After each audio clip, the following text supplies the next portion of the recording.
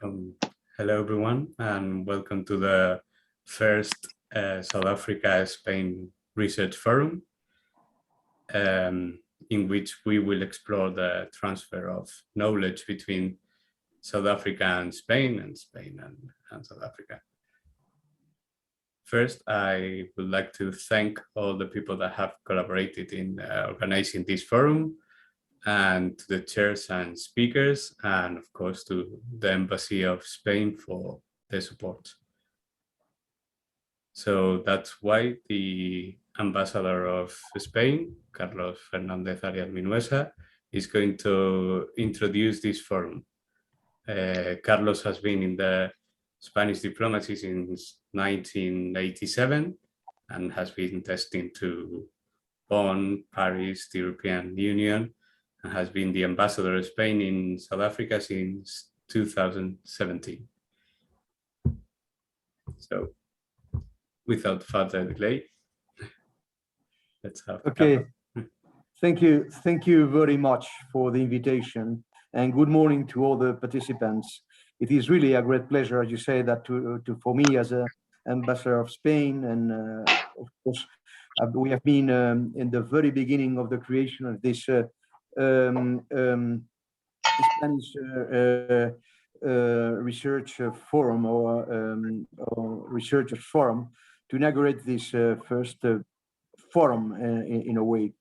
As you know, the Embassy of Spain, its commercial office, and also the Spanish Chamber of Commerce have been collaborating with the Society of Spanish Researchers in South Africa since it was created in December 2019.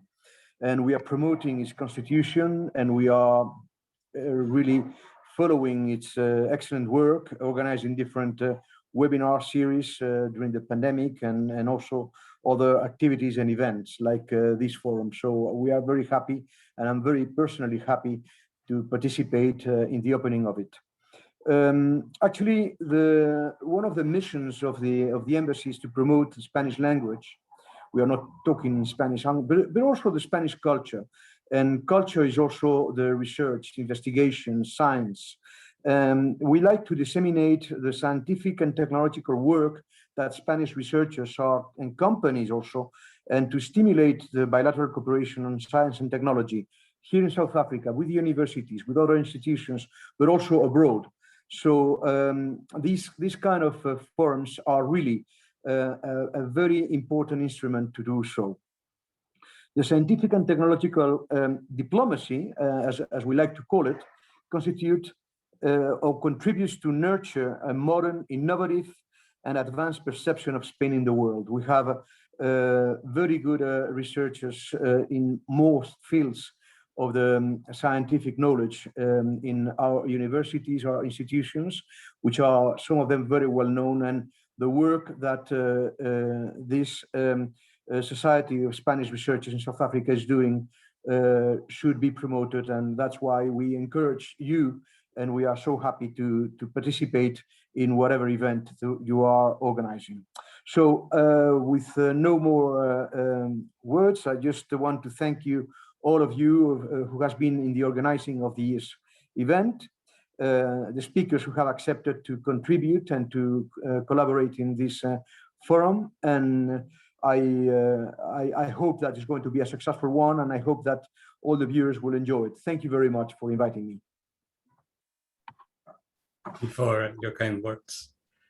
Now I want to give the word to Álvaro de la Cruz Dombriz, who is the president of the Spanish Society of Researchers, and he's a senior lecturer at the University of Cape Town in the Cosmology and Gravity Group, and he's also a member of SKAO Cosmology.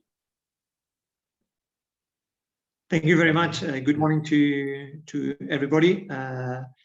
Thank you, first of all, to our chair, to the chair of the forum, Francisco Maldonado, who was speaking at the beginning and is coordinating this effort. Thank you, of course, very much, both personally and from a professional point of view, to Carlos Fernández-Arias Minuesa, our ambassador, the ambassador of Spain in South Africa, for his both personal and professional support in the forum, in the creation, in the continuity of our society.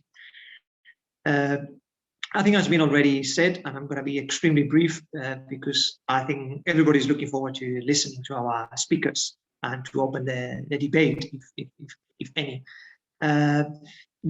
We intend this society, the associates, the Spanish researchers working in South Africa, working for South Africa, working in South African institutions, we do intend to build bridges between Spain and South Africa and vice versa. In science, in knowledge, in transfer of mutual techniques that one institute or institution in one country can learn from the other. Over the years, obviously, this has been more and more convoluted in the sense that none of us is fully Spanish. We are becoming more and more South Africans, and also South African researchers who would speak during the forum today have been in Spain doing research, and therefore they have become more and more Spanish. So in that sense, this kind of osmosis between the two, let me say, sides of the continent, because I think we should not forget that Spain is an African country, is the only European country where part of its territory is in Africa.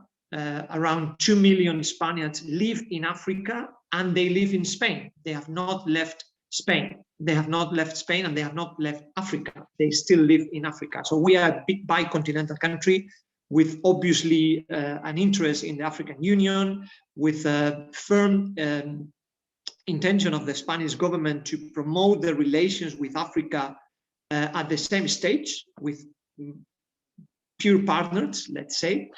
And in that sense, this forum is trying to put content into scientific, into research areas. As you all have seen, the forum is online. Of course, I think this is the most efficient way to do it this year. We hope and we expect to organize a forum next year and every year to bring together researchers. As you can see, there are 4 sessions. The first one is about industry, research and development connection in Southern Africa. Therefore, we are not only limited ourselves to South Africa, but we also intend to cover topics affecting Southern African countries which are around South Africa and therefore are at the same level of interest for us. The second session is about human and social dynamics. So we've got researchers from the humanities side, let's say. The third one, the third session after lunch is science diplomacy.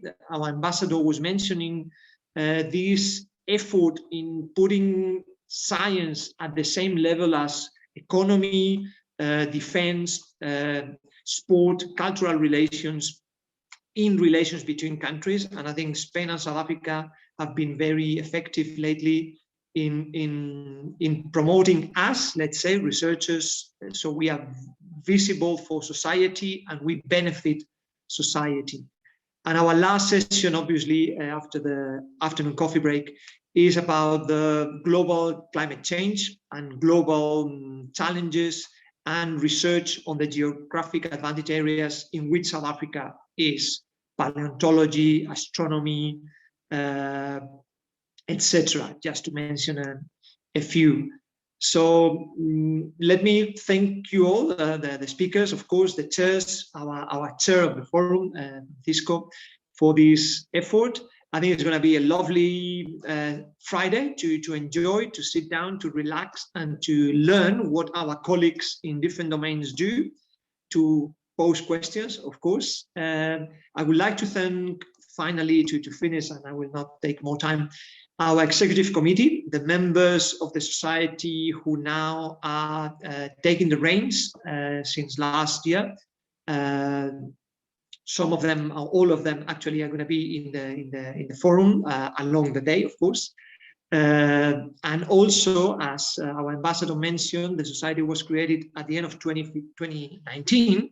And we had a founding executive committee, and some of them left because they are working in other countries now, or because they didn't have enough time, let's say, to to take responsibilities at the society. I would like to mention the 4 of them who were in that founding committee: Ana Moyano, Maria Fabregas, Gianlucas Menzel, and Paloma de la Peña. I think the 4 of them did a wonderful job in launching the society to the space or to the air, and we count on them as well as with our present executive committee. Thank you once again to the embassy for the support. It has been a very beautiful friendship, and I'm sure that it's going to continue in the upcoming years with more and more agents involved in this support to the society. And I think it's time to enjoy. Thank you very much for your time and for listening. Thank you, Álvaro, and thank you for the work that you do as the president of the society. And without further delay, we will start the first session, which is focused, as Álvaro has said, in industry, research, and development connection in Southern Africa. In this session, what we wanted to focus is this kind of research that can be applied easily to industry, so that even it's research that it's done already in industry, or it's research that it's gonna be applied soon, or that it's applicable science. And the first speaker that we have in this session is Jurisola Hernandez, which he had his PhD at Paris Tech this year, I believe, at the beginning of this year, and now he's working at the HySA Catalysis group, and is part of the Faculty of Engineering in the University of Cape Town. So, hi, good morning. Nice to meet you all. Nice to meet you. Can you share your screen, or? Yeah, of course. Should I start? Shall I start, Manon? Right now? Yeah, let me. No, just wanted to know if you have the permissions to share your screen. I think you do, but let me check. Wait. Yeah, I think. Okay. Perfect. So whenever you say, I can start. No, yeah, you can start. I can start. Okay, as we are quite early in the schedule. Just confirm me that you see the screen. It's fine. Yeah, we can see. Yeah. You can see. Okay. Let's move. Okay, so I think Ainara has a question before, or no? Ah, no, nothing. No? No. Okay. So good morning, everyone. Thank you very much for attending my presentation, and thanks to the organization for organizing such an event and allowing me to expose my research in water electrolysis for hydrogen production. My name is, as well the chairman said, Jurisola, and I am currently doing a postdoc on the Hydrogen South Africa research group here in UCT. I've chosen green tonalities for the slides as representation of green hydrogen, which is the main character in my presentation. So let's move on it. Main countries of the world agreed to achieve total decarbonization by 2050, meaning the substitution of fossil fuel energy by renewable ones. The main problem of renewable energies are their intermittencies, as they strongly depend on weather conditions like sunlight and wind. So a proposed solution to such an issue can be the conversion of excess renewable energy during excess periods like sunny summers into energy vectors. Such vectors could be stored, redistributed, and might be converted back to electrical power when necessary, as for example, cold and wet winters. Hydrogen is an attractive energy vector as it contains high energy per mass values than other wide use fuels such as gasoil, gasoline, coal, and butane. It can also be stored easily for long periods, for long term. The energy stored on the hydrogen bonds can be converted back to electricity by recombining hydrogen with oxygen, a reaction that releases the desired energy and water as byproduct without any nocive gas released to the environment like CO2. Hydrogen can be produced by non-renewable process such as steam methane reforming from fossil fuels, which is called gray hydrogen. This hydrogen might be useful for many industrial applications, but not for green technologies use. As I said, it is produced from fossil fuels, and on the production are released a large amount of greenhouse effect gases. It can also be produced by biomass or water electrolysis, where the hydrogen sources are renewable. Then we are talking about real green hydrogen. The idea of water electrolysis is simple. Use of renewable energy sources such as sunlight or wind to split water, H2O, into hydrogen and oxygen. Such procedure will take place into water electrolysis cells. Then such produced hydrogen and oxygen could be recombined when necessary by using fuel cells to extract the stored energy from the hydrogen bonds. Please note that such procedure is quite inspired in nature, in photosynthesis. So, which can be the role of hydrogen in market? Hydrogen can be used as a complement for renewable energies, playing a key role for the world decarbonization. Overproduction of energy by renewable sources could then be stored in the form of hydrogen and used later in periods when the produced energy does not cover the power demand. The main current issue of implanting such type of energy, the hydrogen energy, is the high production cost. Actually, the price of green hydrogen produced in Europe is between 3 and 5 times higher than gray hydrogen produced from fossil fuels, from gray hydrogen.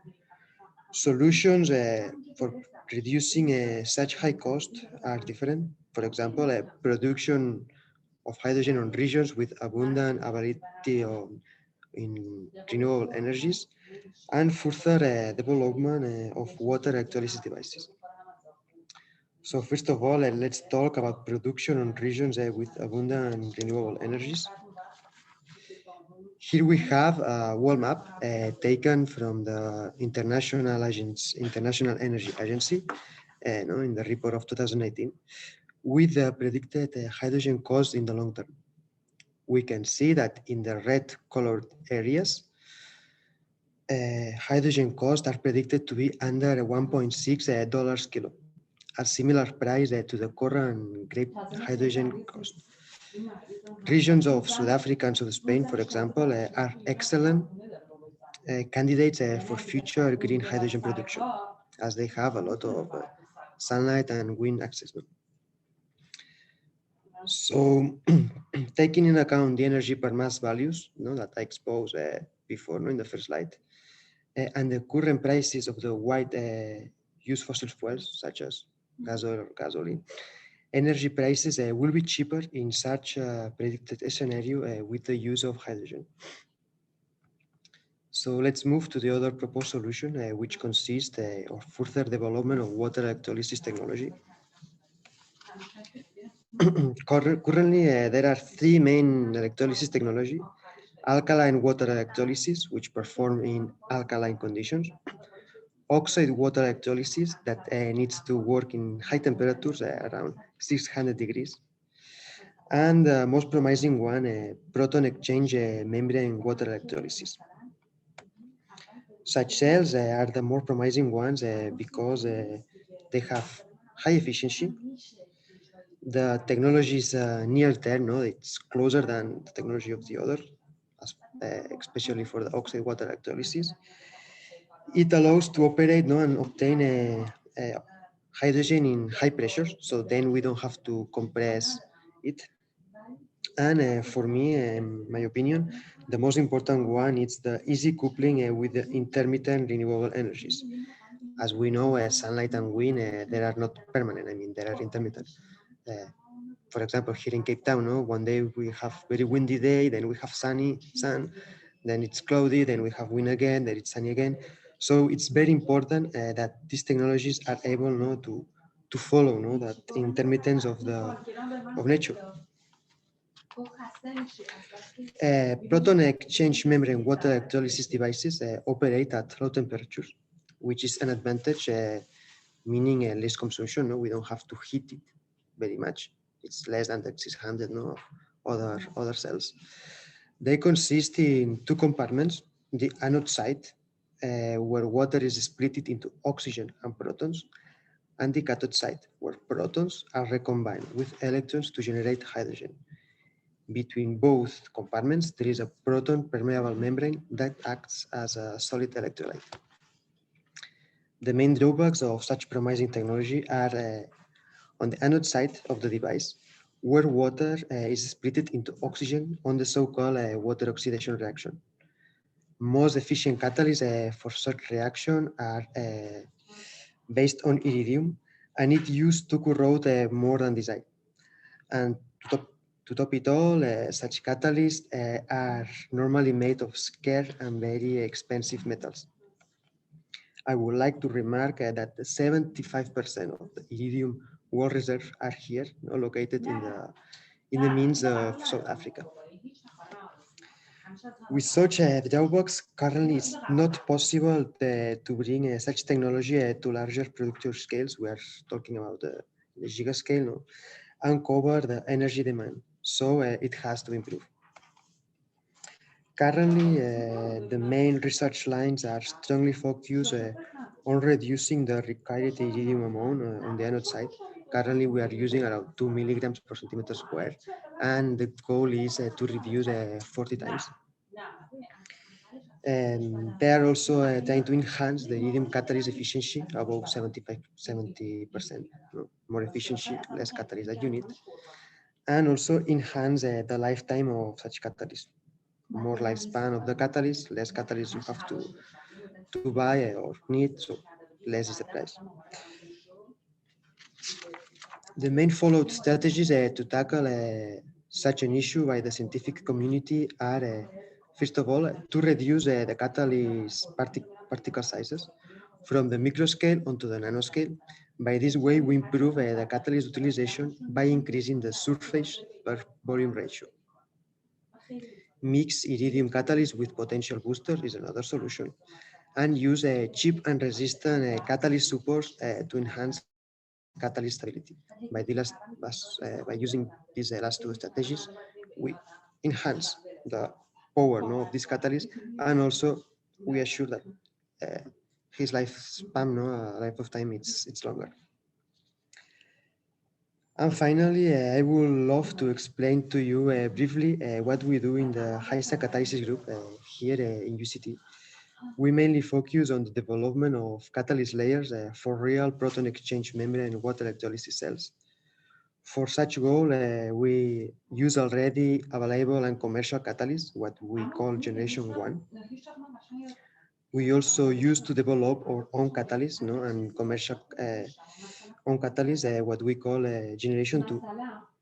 And also we develop our own supported catalysts, the so-called Generation 3 catalyst. Selection of catalysts for real cells testing follows a well-established line of investigation, where all catalysts are firstly tested on the small scale. We are talking about micrograms. And then the most interesting ones are selected to be tested in the medium scale. We are talking about grams. Outstanding catalysts, the best ones, the best maybe that we see are chosen to be commercially distributed and used for real applications. That's all from my part. If there are any questions, I will be glad to answer them now or maybe privately. I see that I still have some free time, I made it on purpose, so please do not hesitate to do it now. So thank you very much for your attention. Thank you very much. Shall I stop sharing? Well, as I said in the chat, people can ask questions in the Q&A, and Okay. the speakers can answer them by writing in the Q&A also, or if they have time and they prefer to talk Okay. about the questions, you can answer them. For now, no one has written anything in the Q&A, so maybe you have questions later. But it has been a very interesting talk, and also it has huge applications for the future. So looking forward to what we will have and what you get in the future. Yes. So thank you very much, and keep an eye on the Q&A, because maybe you receive some questions in. Yeah, I'm looking. I'm looking. Okay. No, and then you can write later the answer. Exactly. So thank you very much. And now is Francisco Cervantes connected?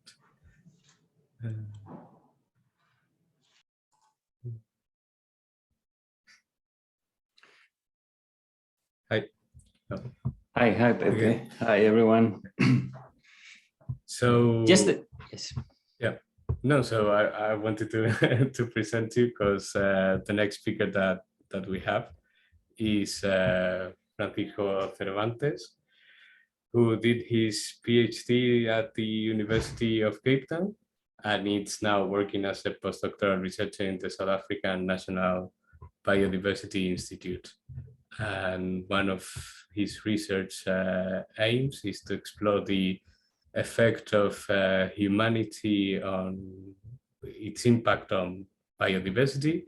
And I think that's what you are going to tell us about today. Yeah, that's right. Thanks, Pepe. Just a quick thing. Like, I tried to post a question in the Q&A, and I don't seem to be able to. I don't know if it's because I'm a panelist or not, or maybe I just don't know how to do it.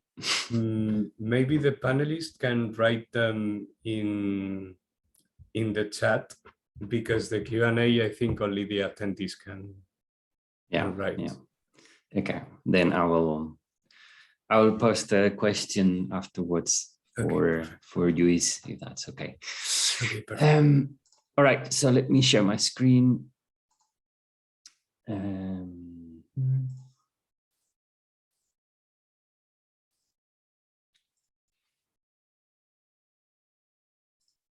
Everybody can see that?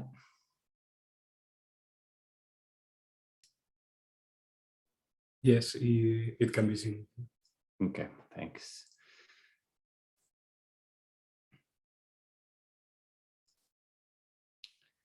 Okay, so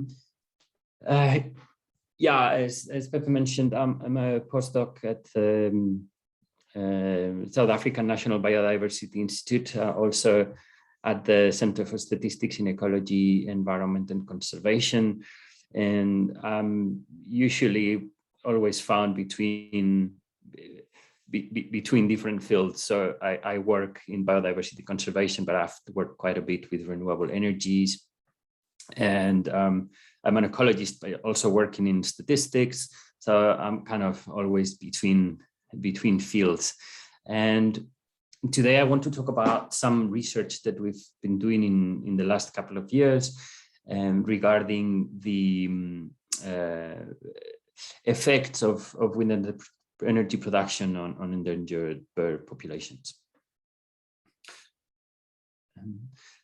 So in the plot on the left, you can see, I hope I didn't break anything by doing that.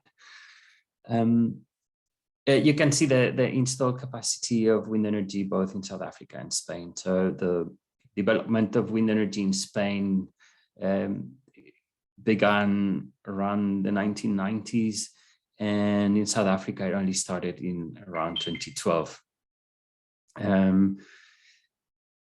At the same time, well, we know that wind energy can have negative effects on the populations of certain bird species because some of them tend to fly into the turbine blades and get killed. And this might be a problem for those birds that are long-lived, they reproduce slowly, and losing a few individuals to turbine blades can have negative effect on populations. So there has been there has been guidelines published both in Spain and South Africa. In Spain, the first guidelines were published, I think, in 2010. So that's right up there when most of the capacity was already installed. And I think the first review was in 2012. And I think that's been done since then that I know of. In South Africa, the first guidelines were published right away. And I think they've done a really good job at implementing them and updating the guidelines. I think they're going on the third revision already. And I think they did learn from us and other countries because the know-how was already there. And so they started with some advantage. But I think the implementation has been much better than what we've done in Spain. And so we've got something to learn from South Africans in that respect.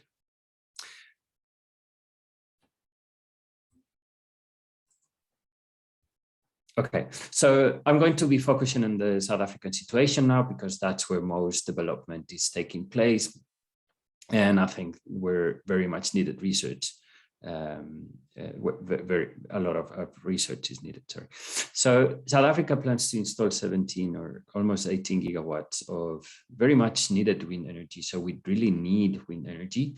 We just need to be a little bit smart about it and try and break as little as possible as we installed or as we try to fix our current problems, which are climate change. But we shouldn't forget that biodiversity loss is another big problem of our times. So South Africa is home to some threatened endemic and near endemic species. That means that their range is restricted to South Africa or Southern Africa, the neighboring countries to South Africa. And these populations are already fragile and can be vulnerable to additional mortality. So we spoke about these guidelines about assessing and monitoring impacts of wind farms on birds, but they tend to focus on individual wind farms and not on the global scale and the cumulative effects that many wind farms can have on bird populations. So the question is, what do these fatalities really mean to bird populations? There seems to always be some species. Is there a safe place to build wind farms at all? And what happens if we get it wrong? We put a wind farm where, might have produced problems, and then we kill some individuals of certain bird species. So these are questions that we really need to understand and that we've been working to answer. So the first example I wanted to tell you about is the Decay Vulture risk map. We wanted to develop a map of the activity of the Cape vulture, which is an endangered bird species. It's nearly endemic to South Africa, so it distributes in South Africa and a little bit on the neighboring countries. And we can see on the plot on the left that some of the preferred renewable energy development zones, which are the red polygons or the red areas, might overlap in this first crude distribution that we had available from the Bird Atlas project. So our idea was to try and firstly validate this map and perhaps improve it. Sorry. So we're using tracking data with so we place GPS trackers in vultures, and then this will give us locations of where the vultures are moving. And we can see the density of locations that we had available out of 68 vultures that we tracked. On the panel on the left, it is on a log scale, but don't worry, it's just that, you know, darker colors mean that there is more activity recorded in those areas. And then we've got some colony data that shows us where the colonies of these vultures are. These are gregarious species and they tend to gather in cliff faces. And so if you look at these closely, you can see that there is a little bit of a mismatch, right? Because although colonies seem to be in the east of South Africa, and we've got a lot of activity around here as well. And that is because these vultures were not captured in order to assess like a population level distribution of activity. They were captured for different purposes in different projects, and we've just gathered that information and put it together. And so we can't use the left map right away. We need to do some modeling. And so that's what we did. So we took this telemetry data, the colony data, and some environmental covariates, and we fitted a selection model, like a habitat selection model that will indicate where these vultures actually like to hang around. Forget about this bottom row for now. Let's just focus on the top row. With that habitat selection model, we can take those colony locations that we have and simulate activity around them. And with that activity, we can actually estimate a utilization distribution that we will use as a hazard. And we can also scale that utilization distribution by the number of birds that use each colony to arrive at a population level assessment of risk. And so these are our maps. We've got the unscale version and the scale version, and this will hopefully be useful. Another project that I wanted to tell you about briefly is the population level effects on the black harrier. That's another endemic species to South Africa, or nearly endemic. And harriers are considered relatively safe from windfalls because they tend to fly low and so on. But in South Africa, we've actually observed already 9 black harriers being killed in the last 5 years. And I say at least because there might be fatalities that we haven't seen. The black harrier population is around 1,000 individuals, and its breeding grounds are almost confined to the Western Cape of South Africa. So we don't know if the species actually has the range or the amount of individuals to actually withstand these levels of mortality. And so how many fatalities are too many? That was our question. To make things worse, we don't really have counts for the species. It's not that we know where the individuals are and how the population changes over time. The only thing that we have is detection and non-detection data from the Southern African Bird Atlas project. So detection and non-detection doesn't tell you anything about how many not straight away how many harriers there are. But and bear with me for a second, we can find a relationship between the reporting rates, so how many visits actually report harriers out of the total visits, and how that relates to the number of harriers. And there is a simple relationship here that we can, we can exploit. So 1 minus P would be the probability of not observing any harriers. N is the total number of harriers. And if we say, okay, so 1 minus P to the N would be the probability of not observing any harriers. So the probability of observing at least 1 harrier must be just 1 minus that. And we can exploit that, that relationship, build a statistical model, estimate P and perhaps N from the reporting rates in SABAP. We can also say, okay, the population of harriers probably changes according to some life history parameters like, the fecundity or the survival rate of the birds. And we can encode that into a transition matrix here.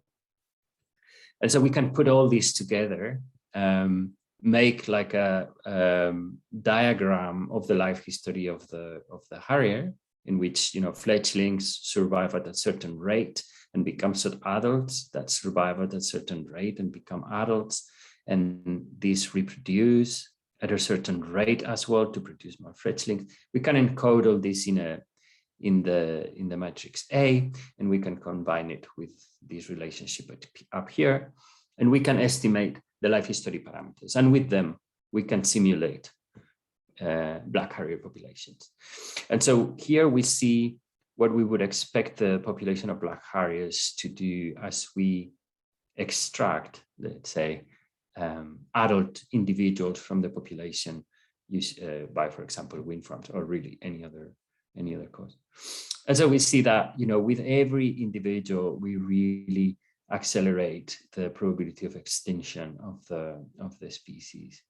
And so we more or less give some context of, you know, how many birds are actually too many. And so, yeah, although some models are wrong, well, all models are wrong. Hopefully this will be useful. We've got we can get some idea of how populations are distributed and where can we install wind farms safely, or at least what is the risk of placing them in certain places. And we have some reference about how severe the loss of individuals is. And so I'll leave you with a big question now, which is how do we weigh biodiversity loss versus climate change?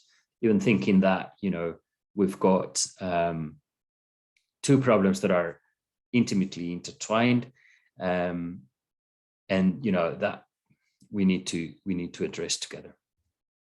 So thank you very much for listening. These are our main collaborators in these projects, and I'm looking forward to any questions that you may have. Thank you very much for this very interesting talk, and also very important topic, because it's very important to know what our impact is going to be on the biodiversity in order to conserve it. So yeah. I want to ask you like one quick question, because of course via the modeling you can predict where are the best places to build wind farms without affecting bird populations that much.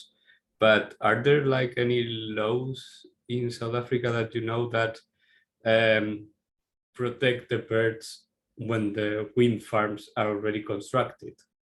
Like, for example, in Spain, you need to have someone watching the birds, and that stops if some endangered species appears. Yes.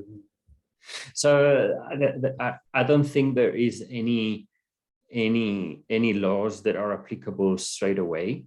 Mm-hmm. But when you are going to install the wind farm, you usually need an environmental impact assessment. Mm-hmm. And after that environmental impact assessment, you might get some requirements before you can build your project. And so if a specialist during the environmental impact assessment detect problems or potential problems, and they suggest certain mitigation measures and stuff like that, then you will have to implement them, but otherwise you don't. And I must say those guidelines that we mentioned at the beginning, they're not really law. They are just best practices. Mm-hmm. And sometimes the administration actually does require that the developers stick to them, but sometimes not really that much. So yeah, I hope that answered your question more or less. Yeah, perfect. Yeah, later maybe some questions will appear on the Q&A or in the chat if they are panelists. Okay, thank you very much. Okay, thanks. So now we're going to have Alba Gomez-Arias, that I don't know if she's connected at the moment. Yes, I'm connected. Okay, perfect. On the camera. So Alba is a postdoctoral researcher in the Mineral Biochemistry Center and the Chemistry Department in the University of the Free State. and she has previously obtained her PhD at that university and also in the University of Huelva. So she's going to talk about the BDAS system. That is actually a good example of the synergies between Spain and South Africa, I believe. So whenever you're ready.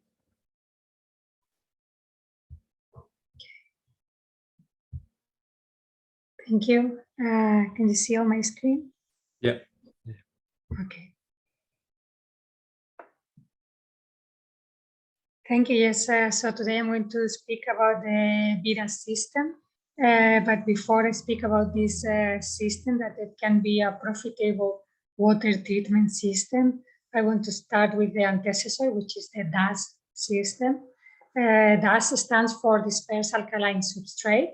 It's a technology that was developed for passive water treatment to remediate acid mine drainage in Spain.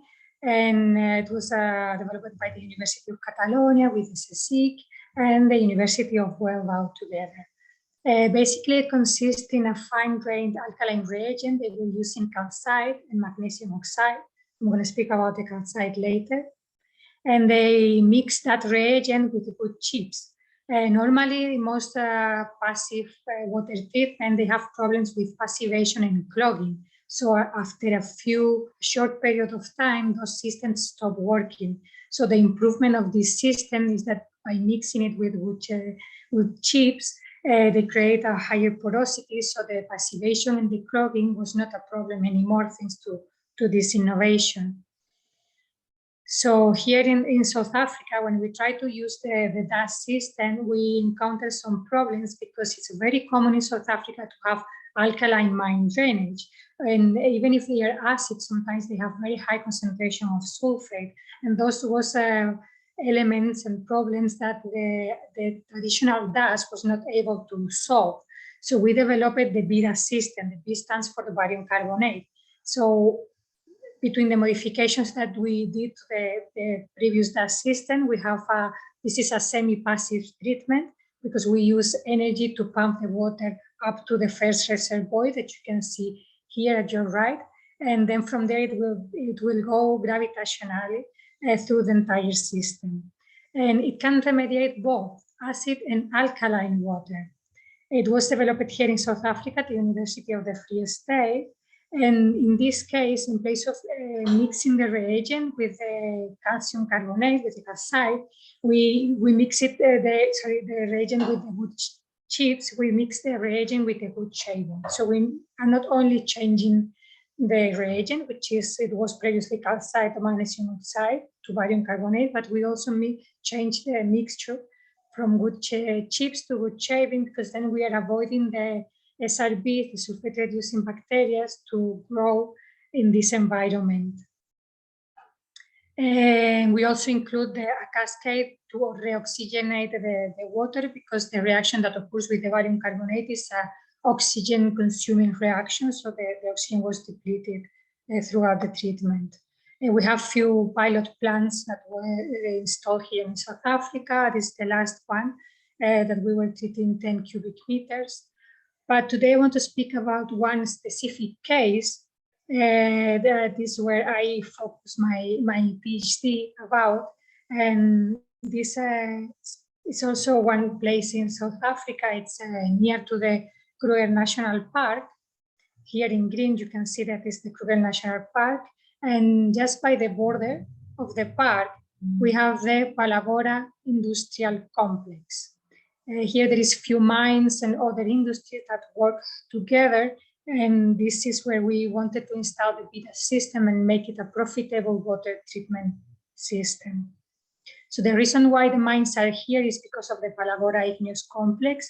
Here the mines are focusing in this Lole Cop pipe. They are mining the carbonatite, which is the most interesting for me because carbonatites have more than 50% of calcite, which was already used for the DAS system previously. And also they are mining the copper and out of the carbonatites, and they are also mining the phosphorite rock. They extract phosphate rock out of the phosphorites. So basically, this is the setup. So we have here the mines, and what happened with the mines, as we mentioned previously, is that they also have rare earth elements present, but they are not mining them. So what is happening is that all of those rare earth elements are being disposed in the tailings that you can see here in the south and here in the east, and also in the waste rock dams that is basically everywhere in this area. And we found that, for instance, in the East tailing, they have a 40% of calcite, which is very good to be used for water treatment. And then they have more than 1.3 grams of rare earth elements per kilo of waste, this tailing, which is a very, rare earth elements nowadays is used in technology. So it's a very, very critical raw material and expensive. So it's a profitable resource. Here you can see that the main elements that we found was cerium, neodymium, and lanthanum. And basically, this is the setup. So here in orange is the copper mine. They extract copper out of the carbonatite rocks, and then the waste that they produce, they dump it here. This is the East tailing. Then they have this mine in blue. It's a phosphate rock mine. They extract phosphate rock, and they sell it to this red one here. This is a phosphoric acid industry. So they basically attack the phosphate rock with sulfuric acid to extract phosphoric acid. So they obviously produce a very acidic wastewater. But right now, the model that they have is a linear model. They dig into the earth, they process the rock, they extract copper, iron, phosphorus, among other elements, and then they dump the waste that they produce afterwards. And what I proposed here is not to do this anymore, but to start with a circular economy approach, where we are starting to extract rare earth elements out of the waste, but not in a normal traditional way. I want to use actual water treatment to do that.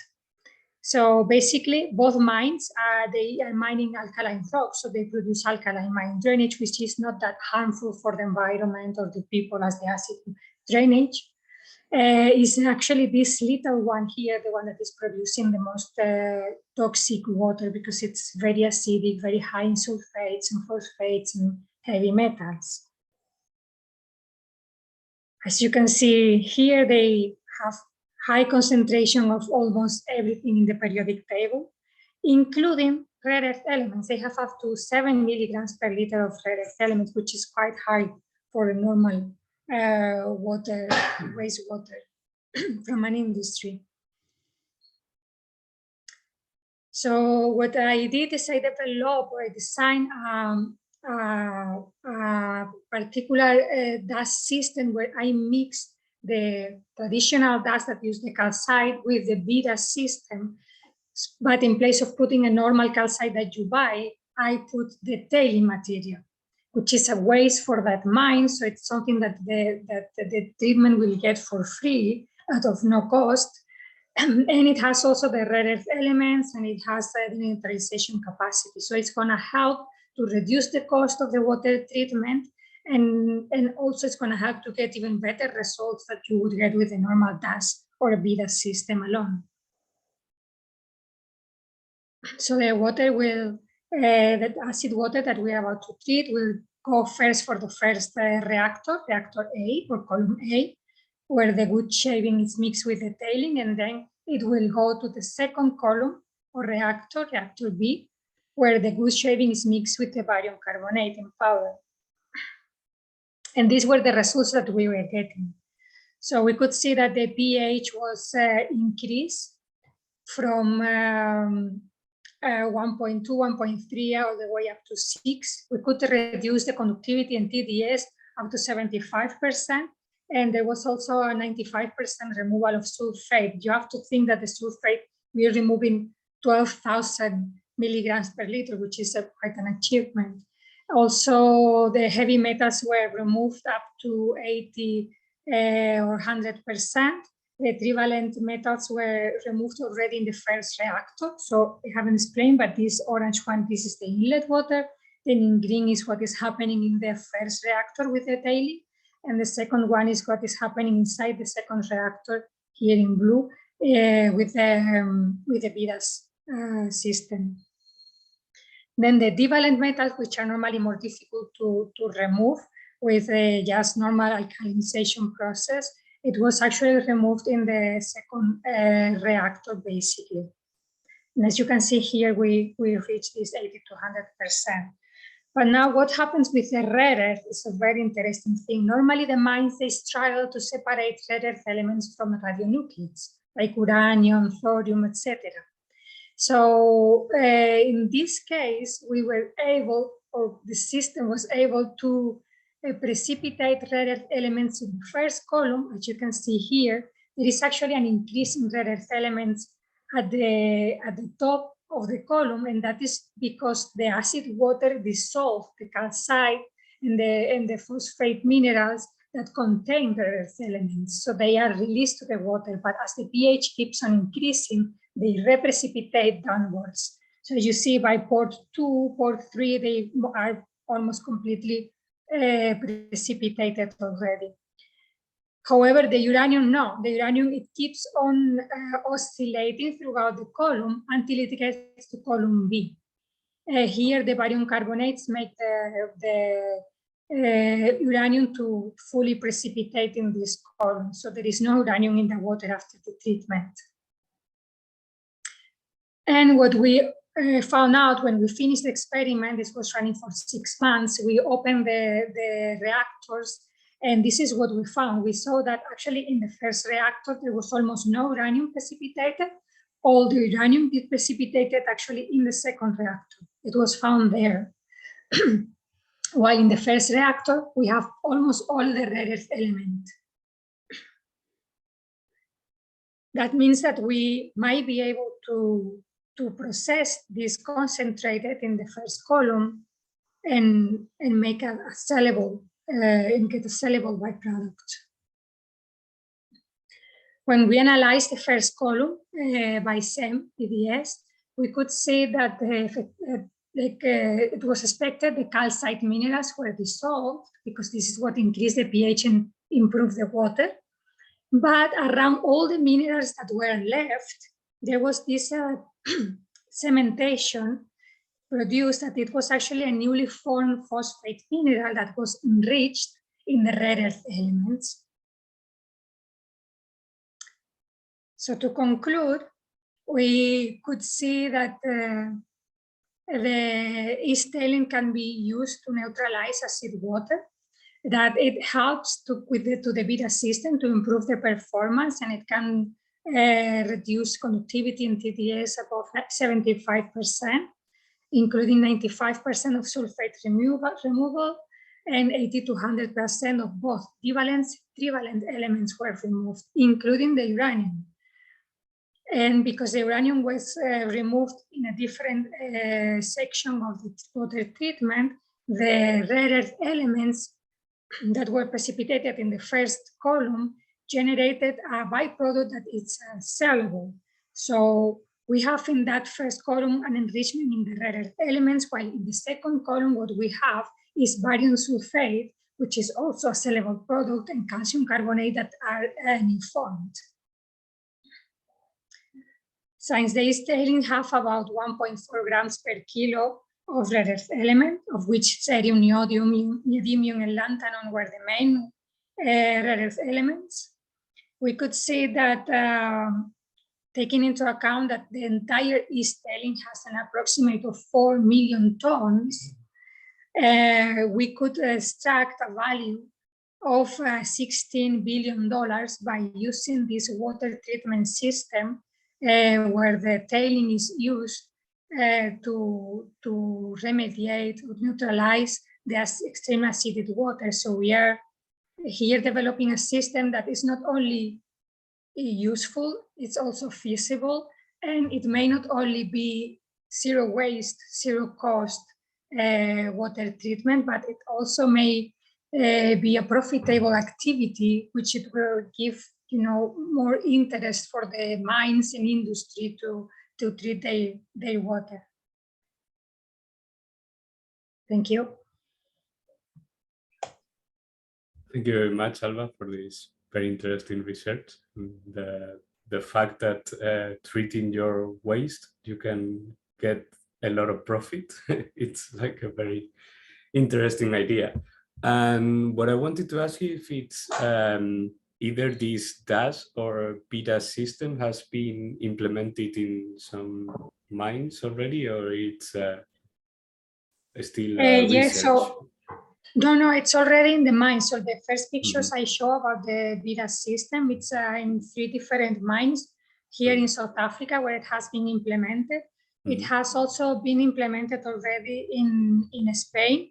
They have a full-scale plant where they add one reactor where they were testing the BDAS system. They have a DAS system in full scale, and they implemented the barium carbonate reactor to test it. And also it is at this moment it's being tested in Gales, in the UK, in 2 different mines as well.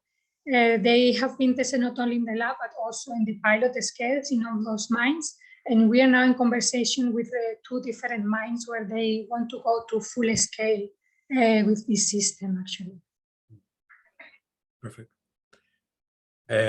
So we have one question in the Q&A that, since we have time, maybe you can answer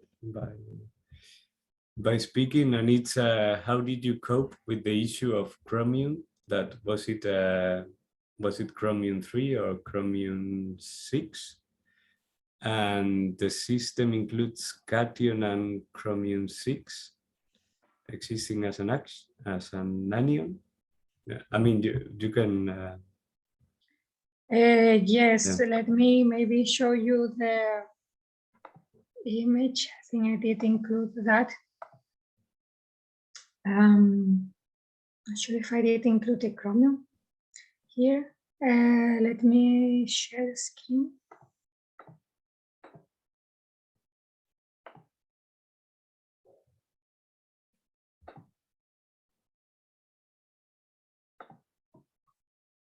Okay.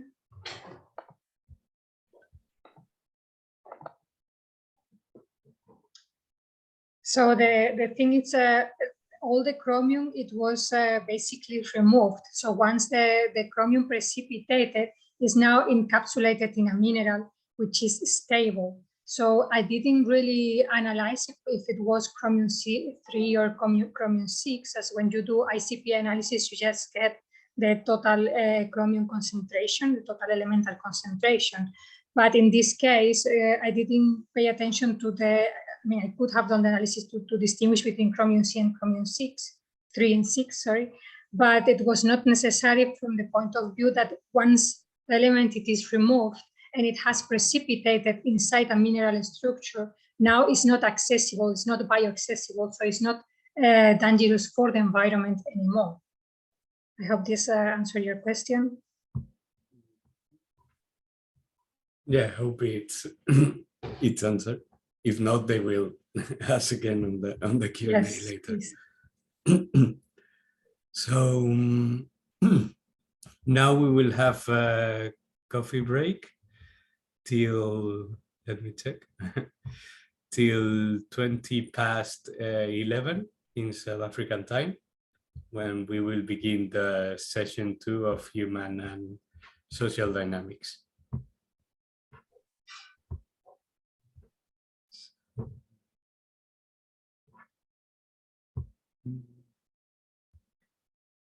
I mean, if you decide to disconnect during the coffee break, you can access again with the same link. But the session is going to stay open all the time, so you can decide to stay or to leave at that access using the same link.